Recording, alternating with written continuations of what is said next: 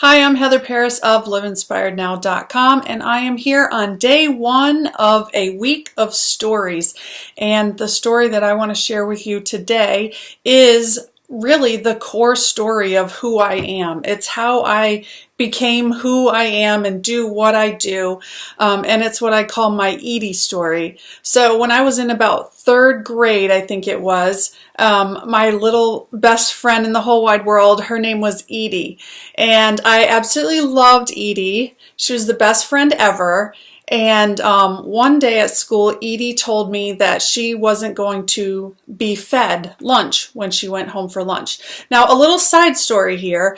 At that time, I lived in Germany, and because there was terrorism and things like that going on at that time, some terrorists had bombed a club that was near our school, and the cafeteria of the school was damaged. So at that time, the school decided to bus us home for lunches rather than trying to feed us in school. So we were taking buses home to the military housing complex that I lived in at lunchtime. So Edie tells me that she's not going to get fed at home, that she goes home and there's no food and she's hungry. So I decided to take it upon myself to bring Edie home. So I literally kidnapped Edie. I smuggled her home on the school bus, and I just decided that she was going to come live with me now. She was going to be my sister.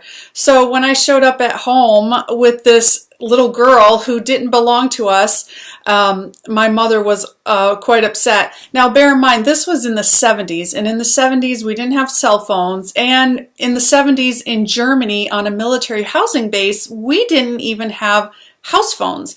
At that time, we had to go to the USO to call home, to call back to the United States to talk to family. So my mother had no way of contacting anyone to find out who this little girl belonged to, where she lived, which housing complex she was in, which, we were on a military base. So my mom was really mad, and she said that we could not be friends anymore. But we were still friends at school. I just never stole her again. So my mom gave us lunch and sent us both back to school, and everything worked out okay. But that story has always been the core story of my heart as to why I do what I do, because to see kids in need, to have kids that are going without in the world, that's enough motivation for me to want to help. That's it. And it all started with little Edie. I wish I had some sort of picture of her or something that I could show you, but I don't. But she was my best friend, and I loved her, and she kind of set me on a path for what I do today. So that's my Edie story. I can't wait to hear your stories. Bye.